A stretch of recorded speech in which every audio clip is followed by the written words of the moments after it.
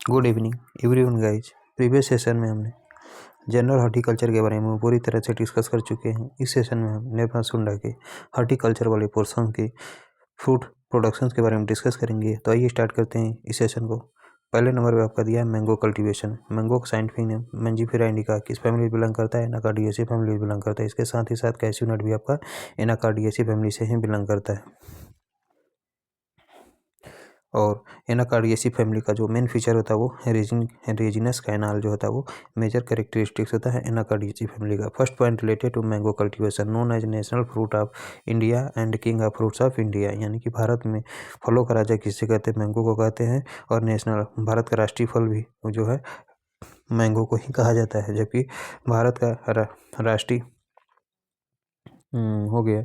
Next point, fruit type of mango drop या फिर stone कहते हैं, यानी जिस भी फ्रूट के अंतर्गत अंदर गुठली या फिर गुठली पाई जाती है या फिर सीड पाए जाते हैं उसे हम ड्रॉप या स्टोन कंडीशंस के अंतर्गत रखते हैं। Next point, origin of mango, mango का ओरिजिन प्लेस आपका इंडो बर्मा होता है। Next, edible part of mango का क्या होता है? तो मेजोकार्प होता है। Highly cross pollinated mediated by house fly, यानी कि मैंगो में सबसे ज़्यादा पॉलिनेशन किसके द्वारा होता है? तो हाउस फ्लाई के द्वारा होता है। हाउस फ्लाई के द्वारा ही पॉलिनेशन मैंगो में सबसे ज़्यादा देखने को मिलता है।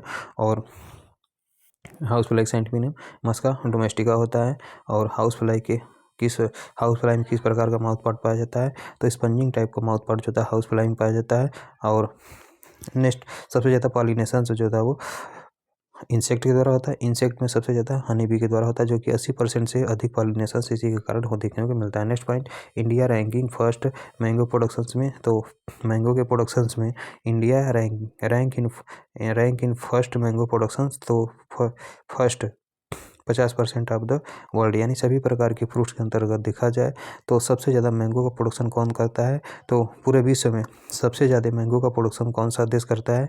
तो इंडिया करता है। कितना? अकेले 50%, यानी पूरे विश्व का 50% प्रोडक्शन केवल अपना इंडिया करता है। Next question, state first in mango production, तो मैंगो के प्रोडक्शन के अंतर्गत देखा जाए तो सबसे ज़्यादा मैंगो का प्रोडक्शन उत्तर प्रदेश करता है, लेकिन यह गलत डाटा है, पूरी तरह से गलत डाटा है। मैंगो का प्रोडक्शन सबसे ज़्यादा आंध्र प्रदेश में वर्तमान समय में हो रहा है, और बनाना का भी प्रोडक्शन सबसे ज़्यादा आंध्र प्रदेश में हो रहा है। लेकिन मैंगो का एरिया सबसे ज़्यादा अगर हम बात करते हैं तो एरिया जो है वो अपने उत्तर प्रदेश में है। Next question, mango is richest source of vitamin, यानी मैंगो जो था वो विटामिन ए का प्रचुर, यानी मैंगो में विटामिन ए की प्रचुर मात्रा पाई जाती है या फिर इसमें प्रधानता पाई जाती है। सबसे ज़्यादा फ्रूट के केस में सबसे ज़्यादा विटामिन ए की मात्रा मैंगो में पाई जाती है, 48 से 50 इंटरनेशनल यूनिट पाई जाती है।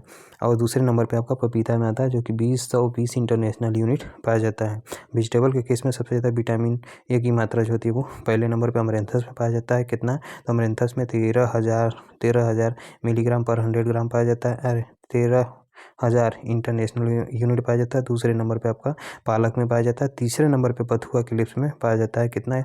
11,300 मिलीग्राम पर 100 ग्राम। नेक्स्ट है Rumani used for dwarfing effect in Dashehari, यानी दशहरी में ड्वार्फिंग इफेक्ट को लाने के लिए, यानी दशहरी में ड्वार्फिंग इफेक्ट के लिए किसका प्रयोग करते हैं? तो दशहरी में ड्वार्फिंग इफेक्ट को लाने के लिए रुमानी वैरायटी का प्रयोग किया जाता है। Next question, major pest of mango, mango का मेजर पेस्ट क्या होता है? तो मैंगो हापर होता है, जो इसका साइंटिफिक नेम एमरिटोडस एटकिंसोनी होता है। यानी कि मैंगो का जो मेजर पेस्ट होता है कौन सा होता है? तो मैंगो का जो मेजर पेस्ट होता है वो मैंगो हापर होता है, जिसका साइंटिफिक नेम एमरिटोडस एटकिंसोनी होता है। Major disease of mango, mango का मेजर डिजीज क्या होता है? तो पाउडरी मिल्ड्यू होता है, जिसका काजल ऑर्गेनिज्म ओडियम मैंजीफेरा होता है। Next question, mango malformation is due to low temperature and fungi, यानी कि मैंगो में जो मालफॉर्मेशन होता है यह किसके कारण होता है? तो लो टेम्परेचर के कारण होता है। दूसरे नंबर पर आपका फंजाई के कारण होता है। मैंगो में मालफॉर्मेशन को कंट्रोल करने के लिए नेपथलीन एसिटिक एसिड का जो है प्रयोग किया जाता है। नेपथलीन एसिटिक एसिड का जो होता है फ्रूट थिनिंग हार्मोन के रूप में भी इसका प्रयोग किया जाता है। Next question, spongy tissue is due to convection heat, यानी कि मैंगो में जो स्पंजी टिश्यू होता है किसके कारण होता है?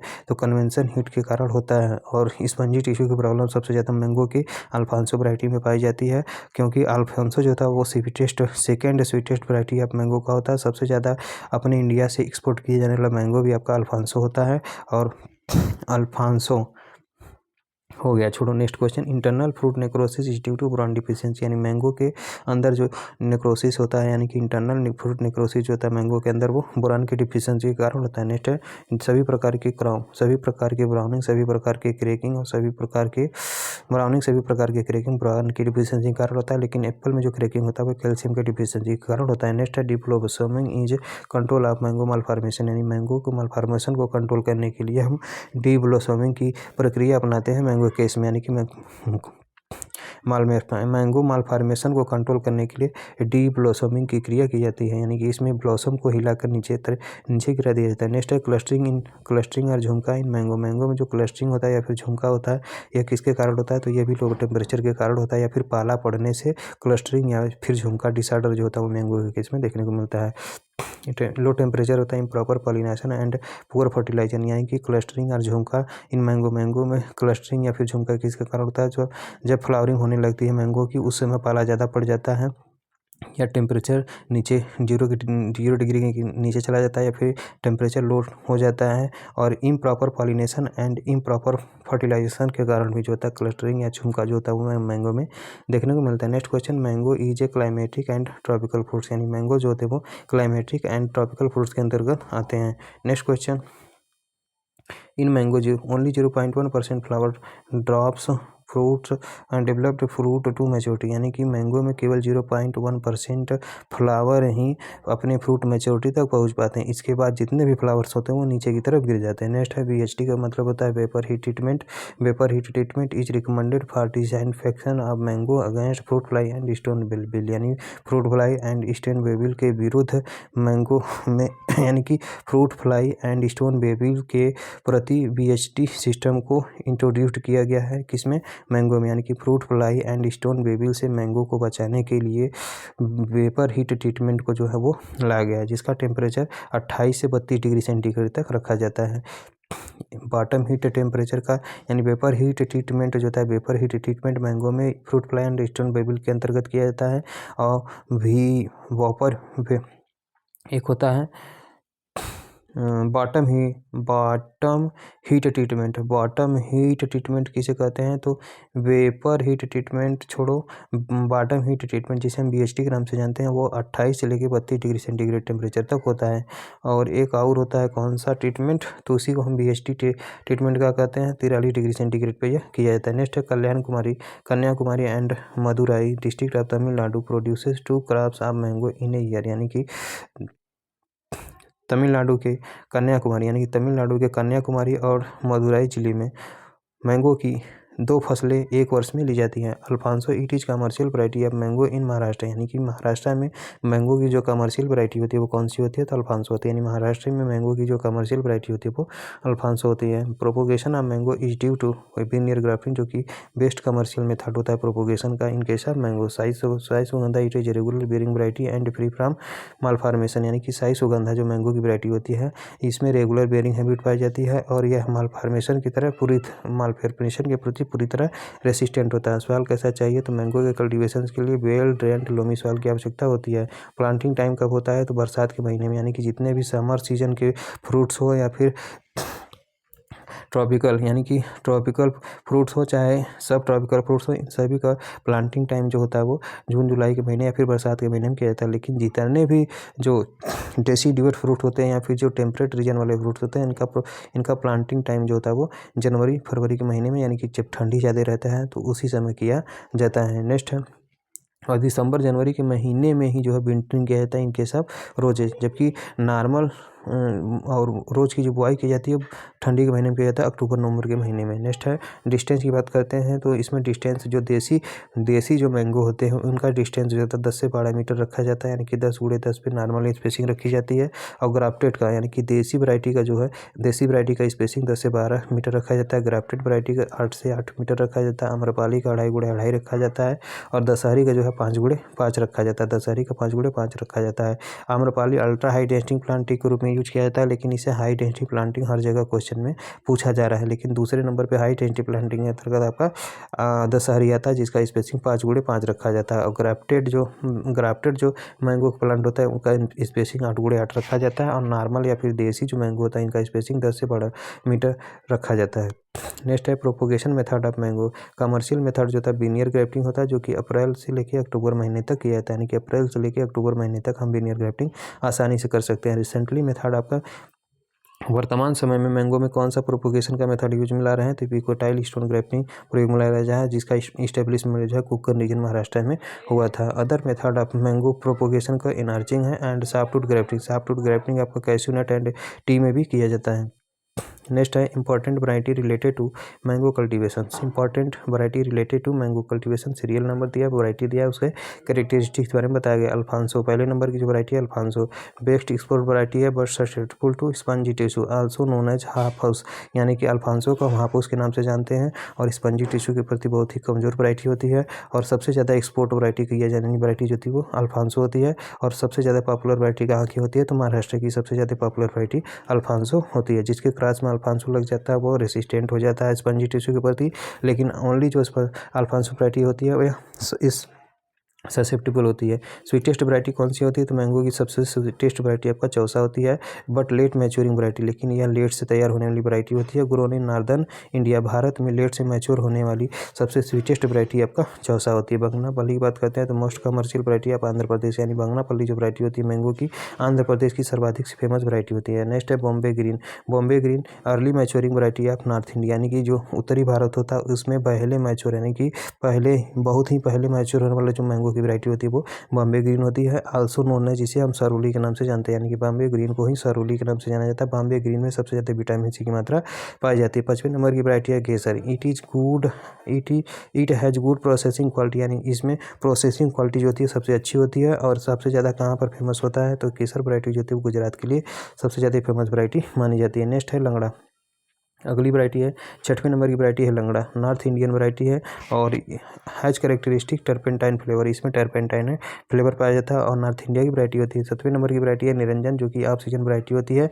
बियर फ्रूट्स इन अक्टूबर, और निरंजन के जो फ्रूट्स होते हैं वो अक्टूबर में होती है, यानी कि ऑफ सीजन में उगाई जाने वाली जो मैंगो की वैरायटी होती है निरंजन एंड मधुलिका होती है। यानी निरंजन एंड मधुलिका जो होती है वो मैंगो की ऑफ सीजन वैरायटी होती हैं, जो कि अक्टूबर के महीने में, यानी कि सर्दी के महीने में सब जो होते हैं वो फ्रूटिंग इसमें देखने को मिलती है। 8वें नंबर की वैरायटी है लाल सिंदूरी, पाउडरी मिल्ड्यू के प्रति रेसिस्टेंट होता है और न्यू वैरायटी मैंगो की जो नई वैरायटी है वो आपका लाल सिंदूरी है और यह पाउडरी मिल्ड्यू के प्रति रेसिस्टेंट है। पाउडरी मिल्ड्यू का साइंटिफिक नेम ओइडियम मंजीफेरा होता है। 9वें नंबर पर वैरायटी आता है नीलम। नीलम जो है आइडियल फॉर लॉन्ग ट्रांसपोर्ट, यानी कि लंबी दूरी पर ट्रांसपोर्ट करने के लिए नीलम सूटेबल होता है। 2 crops are taken in a year, यानी कि एक वर्ष में 2 फसलें ली जाती है नीलम की और लॉन्ग ट्रांसपोर्ट के लिए भी आइडियल होता है कौन, नीलम। 10वें नंबर की वैरायटी है एडवर्ड, रेसिस्टेंट टू एंथ्रेक्नोज, यानी एडवर्ड जो मैंगो की वैरायटी होती है वो एंथ्रेक्नोज के प्रति रेसिस्टेंट होती है।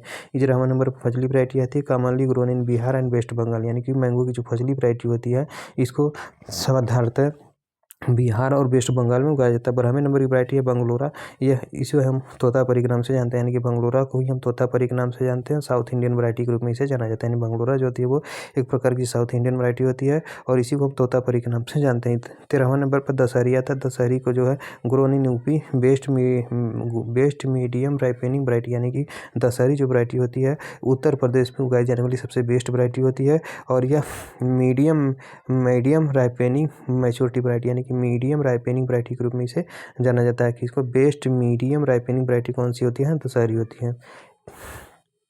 नेक्स्ट है hybrid variety of mango. Mango की हाइब्रिड वैरायटी, एक तरफ उसका क्रॉस हाइब्रिड दिया है, दूसरी तरफ क्रॉस दिया है एंड तीसरी तरफ कैरेक्टरिस्टिक्स दिया है। अर्का अनमोल, इसके लिए ट्रिक है आनंद।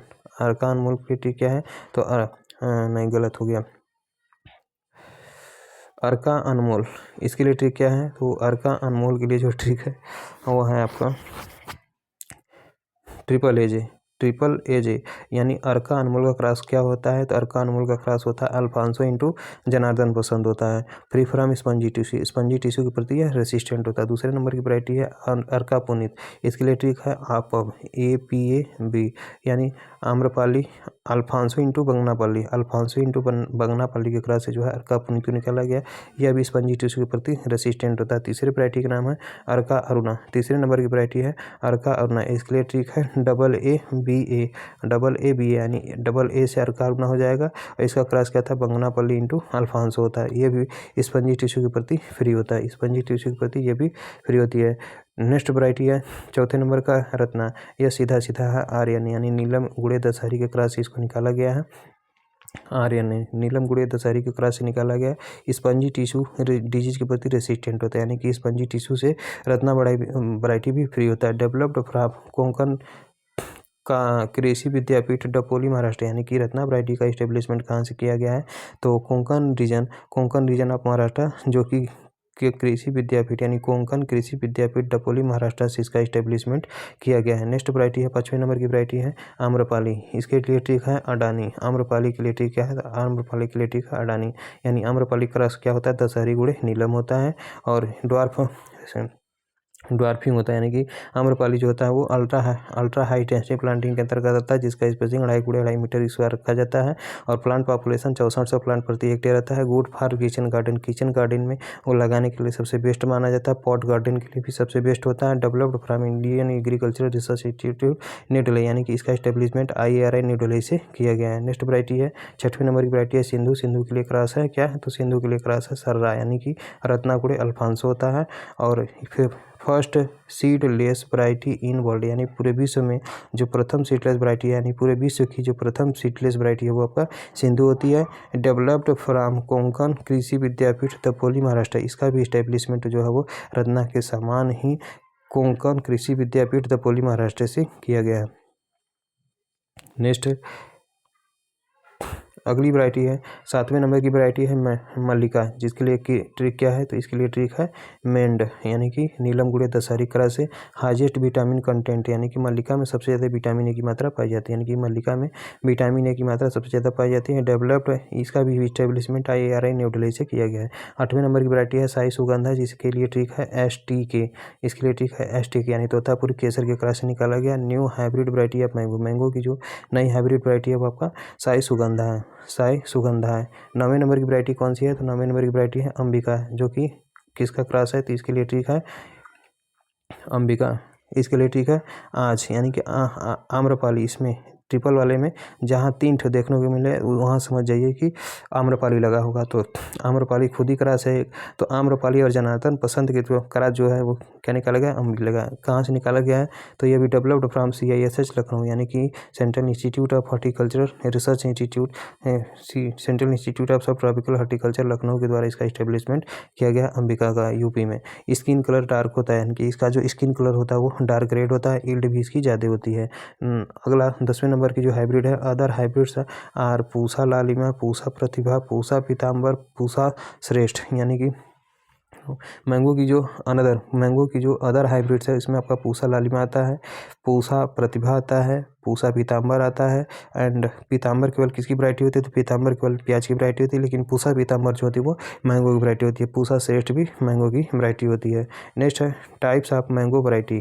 अब हम टाइप्स ऑफ मैंगो वैरायटी के बारे में डिस्कस करते हैं तो टाइप्स ऑफ मैंगो वैरायटी में क्या दिया है तो टाइप्स ऑफ मैंगो वैरायटी के अंतर्गत आपका पहले नंबर नॉर्थ इंडियन कल्टीवार यानी मैंगो की जो नॉर्थ इंडियन कल्टीवार है इसमें कौन कौन से कल्टीवार्स आते हैं देज आर अल्टरनेट बियरर यानी कि नॉर्थ इंडियन जो कल्टीवार होते हैं इसमें अल्टरनेट बियरिंग पाई जाती है मोनोम्ब्रियानिक नेचर के होते हैं और इसमें सेल्फ इनकम्पैटिबिलिटी पाई जाती है यानी कि जो नॉर्थ इंडिया की वैरायटी होती है इसमें अल्टरनेट बियरिंग पाई जाती है मोनोम्ब्रियानिक नेचर पाया जाता है और सेल्फ इनकम्पैटिबिलिटी पाया जाता है। जबकि साउथ इंडियन जो वैरायटी होती हैं यह रेगुलर बियरिंग होते हैं और इसमें पॉलीम्ब्रियानिक वैरायटी के अंतर्गत आते हैं। तीसरे नंबर पर रेगुलर बियरिंग वैरायटी के अंतर्गत कौन कौन सी वैरायटी आती है तो रेगुलर बियरिंग वैरायटी के अंतर्गत आपका नीलम आता है तोतापुरी आता है आम्रपाली आता है बंगलोरा आता है। मोस्ट ऑफ द हाइब्रिड यानी सर्वाधिक जो हाइब्रिड्स होते हैं वो रेगुलर बियरिंग वैरायटी के अंतर्गत आते हैं। इसके साथ ही साथ बंगलोरा भी रेगुलर बियरर होता है आम्रपाली भी रेगुलर बियरर होता है लेकिन आम्रपाली जो है रेगुलर बियरर होता है लेकिन नॉर्थ इंडिया में रेगुलर बियरर होता है। तोतापुरी होता है नीलम होता है।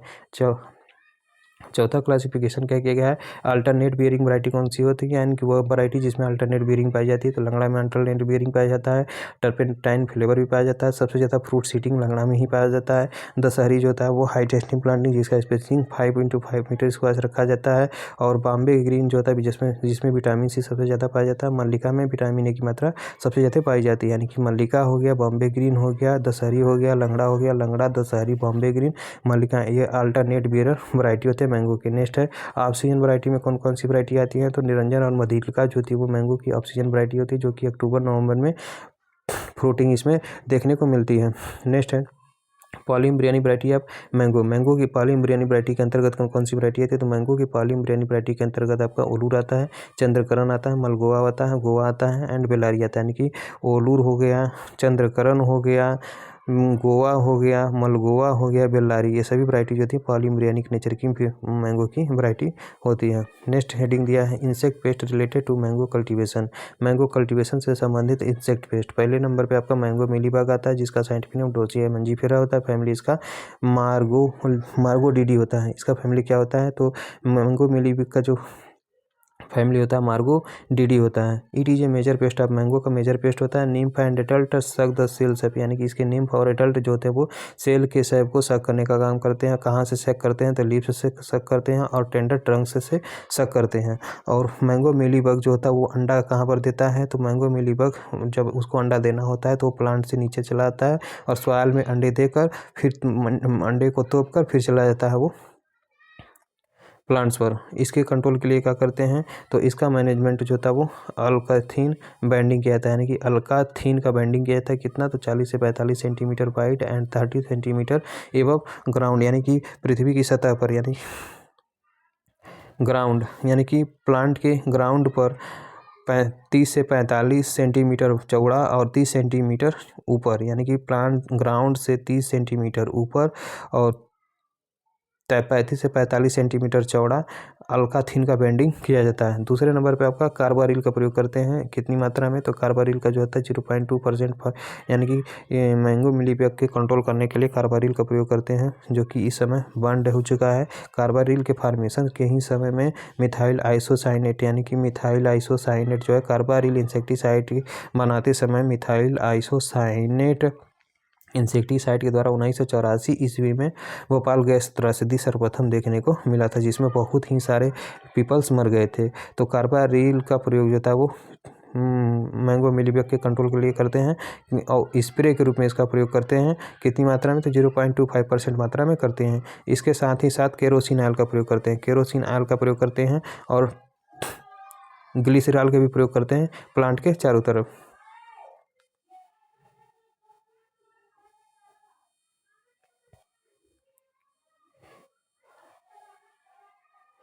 दूसरे नंबर का इंसेक्ट पेस्ट है मैंगो हॉपर, जिसका साइंटिफिक नेम अम्लिटोडस एटकिंसोनी होता है। Nymph and adult suck the cell sap, यानी कि इसके निम्फ और एडल्ट दोनों ही सेल सैप को सक करने का काम करते हैं। तीसरे नंबर पे स्टेम होता है, जिसका साइंटिफिक नेम बैक्ट्रोसेरा रूफोमैकुलाटा होता है। यानी कि बैक्ट्रोसेरा रूफोमैकुलाटा होता है किसका? Stem borer of mango. Next है फ्रूट फ्लाई का क्या साइंटिफिक नेम होता है? तो बैक्ट्रोसेरा डॉर्सेलिस होता है। यानी कि मैंगो में जो फ्रूट फ्लाई होता है उसका साइंटिफिक नेम बैक्ट्रोसेरा डॉर्सेलिस होता है। इसके लिए हम VST का प्रयोग करते हैं, जिसे हम वेपर हीट ट्रीटमेंट के नाम से जानते हैं। किस लिए? तो stone weevil and fruit fly और स्टोन बेबिल से बचाने के लिए मैंगो फ्रूट फ्लाई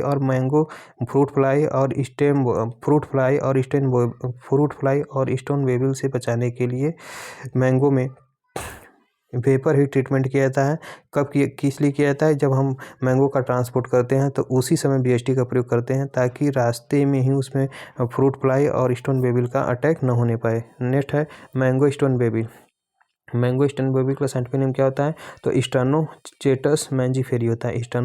स्टर्नोचेटस मैंजीफेरी होता है। यानी कि मैंगो स्टोन बेबिल का साइंटिफिक नेम क्या होता है? तो मैंगो स्टोन बेबिल का साइंटिफिक नेम स्टर्नोचेटस मैंजीफेरी होता है। नेक्स्ट है important point related to mango stone weevil. Mango stone weevil and fruit fly lay egg on fruit skin of the developing fruits, यानी कि जो विकसित फ्रूट्स होते हैं उसके फ्रूट स्किन पर ही अंडा देने का काम कौन करता है? तो mango stone weevil and fruit fly, यानी मैंगो का जो स्टोन बेबिल होता है और मैंगो का जो फ्रूट फ्लाई होता है, ये अंडा कहाँ पर देते हैं? तो ये फ्रूट के स्किन पर ही देते हैं। फ्रूट के स्किन पर ही देते हैं। जबकि मैंगो मिलीबग अंडा कहाँ पर देता है? तो यह सॉइल में देता है। जबकि stone weevil and fruit fly ये दोनों अंडा कहाँ पर देते हैं? तो यह फ्रूट के स्किन पर ही अंडा देते हैं। नेक्स्ट है the larvae move in pulp and finally in stone of mango, यानी कि जो इसके लार्वा होते हैं पहले पल्प में घुसते हैं, फिर इसके बाद इसके स्टोन में ही सीधे घुस जाते हैं। नेक्स्ट है यूज ऑफ इरेडिएशन, यानी इसके कंट्रोल के stone weevil and fruit fly के कंट्रोल के लिए हम इरेडिएशन का प्रयोग करते हैं, जिसके अंतर्गत VST का प्रयोग करते हैं। तीसरी क्वारंटाइन इंपॉर्टेंस पेस्ट, यानी कि क्वारंटाइन इंपॉर्टेंट पेस्ट के अंतर्गत कौन से आते हैं, तो क्वारंटाइन इम्पोर्टेंस पेस्ट के अंतर्गत आपका stone weevil and fruit fly आता है, क्योंकि जब हम मैंगो के फ्रूट का ट्रांसप्लांटिंग करते हैं तो उस समय अटैक इनका ज़्यादा होता है, जिसके कारण ये अपने कंट्री से दूसरे कंट्री में जाने की संभावना रहती है, इसलिए इसका कंट्रोल जो होता है क्वारंटाइन पर्पज से किया जाता है। Next question, disease related to mango cultivation. Disease related to mango cultivation, पहले नंबर का डिजीज है पाउडरी मिल्ड्यू, जिसका साइंटिफिक नेम ओइडियम मैंजीफेरा होता है। सेवर ड्यूरिंग फरवरी मार्च, इसका अटैक सबसे ज़्यादा कब देखने को मिलता है, तो फरवरी मार्च के महीने में देखने को मिलता है, और फरवरी मार्च के महीने में देखने को मिलता है। उसी समय इसमें फ्लावरिंग भी देखने को मिलता है लगभग।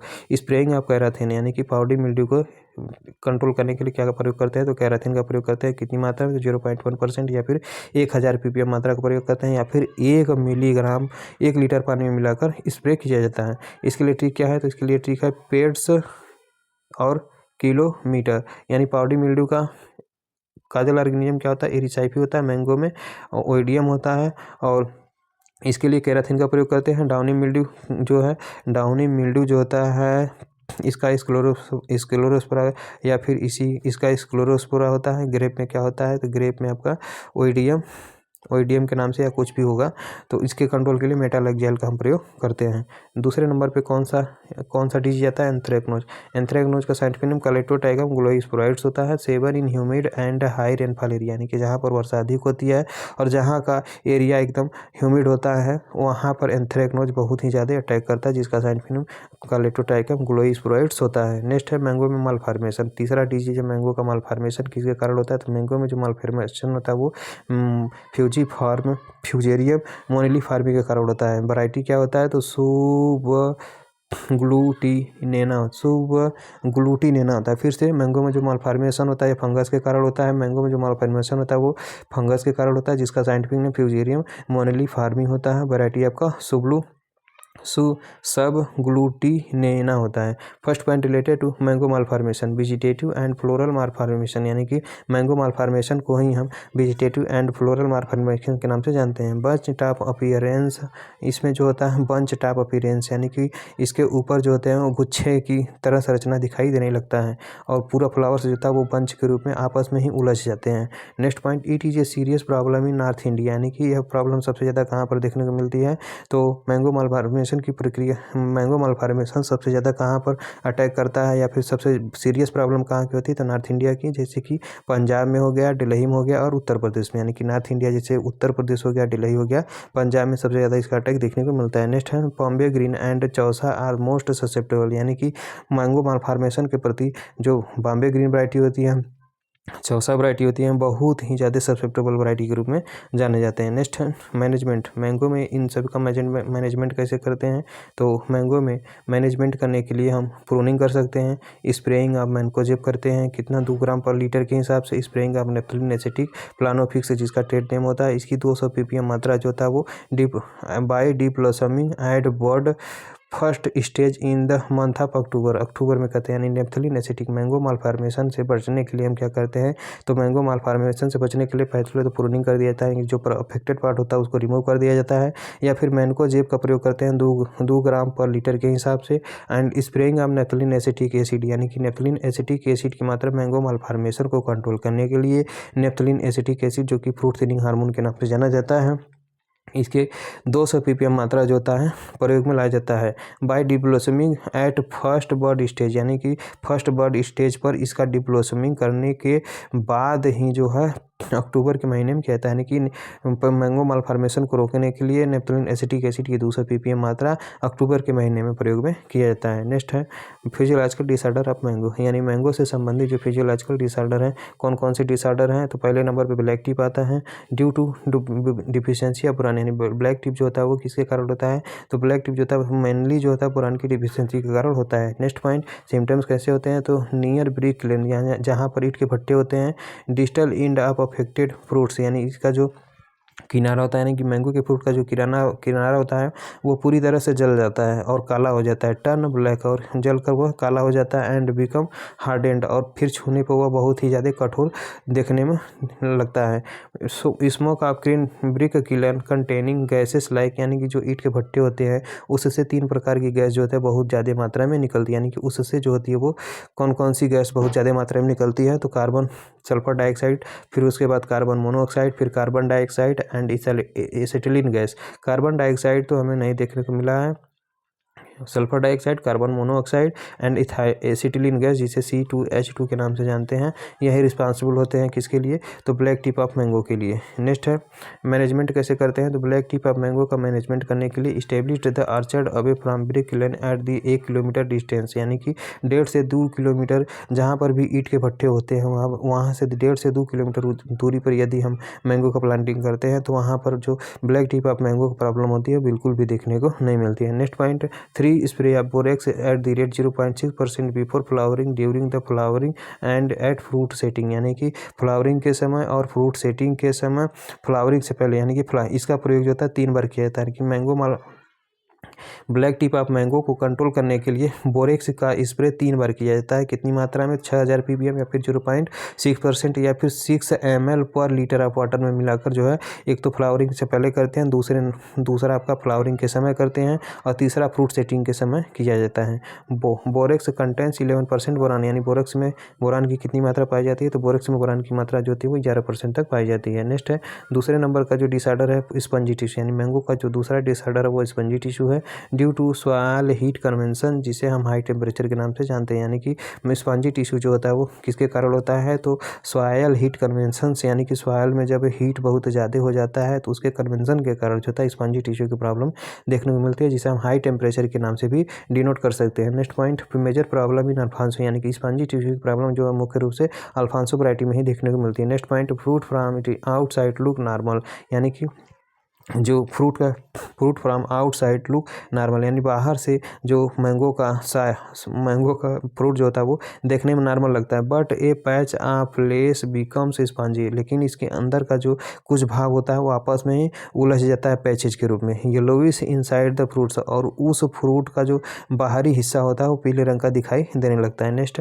It is also known as internal breakdown, यानी कि स्पंजी टिश्यू को ही हम इंटरनल ब्रेकडाउन के नाम से जानते हैं। नेक्स्ट है रेसिस्टेंट वैरायटी कौन सी होती है, तो स्पंजी टिश्यू के प्रति जो रेसिस्टेंट वैरायटी है वो कौन कौन सी होती है, तो स्पंजी टिश्यू के प्रति जो रेसिस्टेंट वैरायटी होती है इसके अंतर निम्नलिखित वैरायटी हमें देखने को मिलती है, जिसके अंतर्गत आपका अर्का अरुणा वैरायटी आती है, जिसका क्लास क्या होता है, तो ट्रिपल होता है, AAA होता है, यानी कि अल्फांसो इंटू बंगनापल्ली होता है। रत्ना आता है जिसका क्लास जो होता है वो नीलम गुड़े दशहरी होता है। अर्का पुनीता जिसके लिए ट्रिक है आपब, यानी कि इसका क्लास क्या होता है, तो इसका क्लास होता है अल्फांसो इंटू बंगनापल्ली होता है। एंड अर्का अनमोल इसके लिए ट्रिक है आनंद, यानी कि नीलम गुड़े आनंद, अर्का अनमोल है ना, अब्बा बगनापल्ली इंटू अल्फांसो होता है, etcetera. All free from spongy tissue, यानी कि अर्का हो गया अर्का अरुणा वैरायटी हो गई, रत्ना वैरायटी हो गई, अर्का पुनीत वैरायटी हो गई, अर्का अनमोल वैरायटी, यानी कि जितने भी हाइब्रिड वैरायटी होते हैं मैंगो की वो सभी जो होते हैं स्पंजी टिश्यू के प्रति रेसिस्टेंट होते हैं, लेकिन केवल अल्फांसो वैरायटी जो होती है वो ससेप्टेबल होती है। नेक्स्ट है लीफ स्कॉर्चिंग, यानी मैंगो का जो लीफ स्कॉर्चिंग, यानी मैंगो का जो पत्तियाँ जल जाती है किसके कारण होता है, तो यह पोटेशियम की डिफिशियंसी के कारण ऐसा देखने को मिलता है। Spraying potassium sulphate at the rate 5%, यानी 5% पोटेशियम सल्फेट का अगर हम स्प्रे कर देते हैं तो मैंगो में जो लीफ स्क्रैचिंग या फिर पत्तियां जो जल जाती हैं वो कंट्रोल किया जा सकता है। नेक्स्ट है इंटरनल नेक्रोसिस, यानी मैंगो में जो इंटरनल नेक्रोसिस होता है इसको कंट्रोल करने के लिए हम क्या करते हैं, तो मैंगो में जो इंटरनल नेक्रोसिस होता है यह बोरान की डिफिशियंसी के कारण होता है। यानी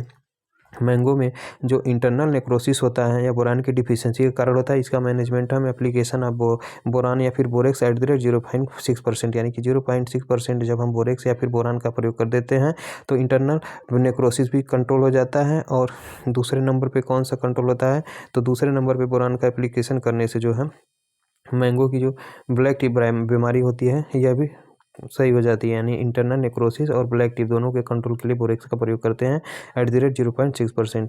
तो 5वें नंबर का प्रॉब्लम है, फिजियोलॉजिकल प्रॉब्लम है अल्टरनेट बीरिंग। अल्टरनेट बीरिंग का मतलब होता है एक साल जो होता है बेरिंग बियर्स फ्लावर, यानी कि एक साल फ्लावरिंग आता है और दूसरे साल जो होता है फ्लावरिंग आता ही नहीं है। Next point, it is problem specially in Dashehari, Langra and Chausa, यानी कि LDC, यानी कि इसमें प्रॉब्लम होती है। तो अल्टरनेट बेरिंग की जो प्रॉब्लम होती है वो LDC में, यानी लंगड़ा, दशहरी और चौसा।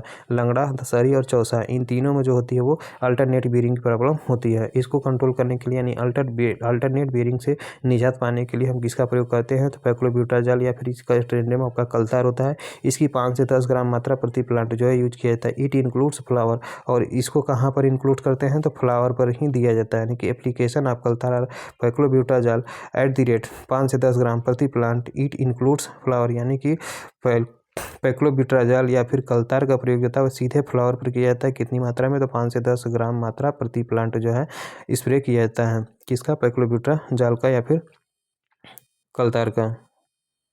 नेक्स्ट कल्टीवेशन है बनाना कल्टीवेशन। इसको हम नेक्स्ट सेशन में कंप्लीट करेंगे। Thank you everyone guys.